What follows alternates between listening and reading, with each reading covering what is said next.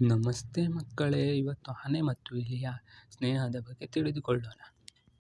ಒಂದು ಕಾಡಿನ ನದಿಯ ದಡದಲ್ಲಿ ಆನೆ ಮತ್ತು ಇಲಿಯು ವಾಸ ಮಾಡುತ್ತಿದ್ದವು. ಅವರಿಬ್ಬರು ತುಂಬಾ ಒಳ್ಳೆಯ ಸ್ನೇಹಿತರಾಗಿದ್ದರು. ದಿನವೂ ಜಗಳವಾಡುತ್ತಾ ತುಂಬಾ ಸಂತೋಷದಿಂದ ದಿನಗಳನ್ನು ಕಳೆಯುತ್ತಿದ್ದವು. ಒಂದು ದಿನ ನದಿಯಲ್ಲಿ ಪ್ರವಾಹ ಉಂಟಾಯಿತು.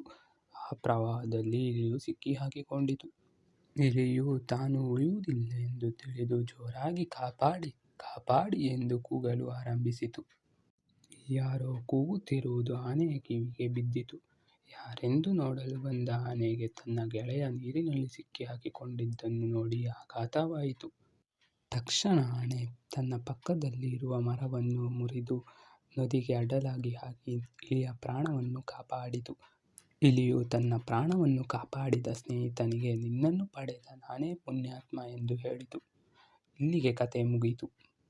ಇನ್ನೂ ಹೆಚ್ಚು ಕತೆಗಳಿಗಾಗಿ ನನ್ನ ಚಾನಲನ್ನು ಸಬ್ಸ್ಕ್ರೈಬ್ ಮಾಡಿ.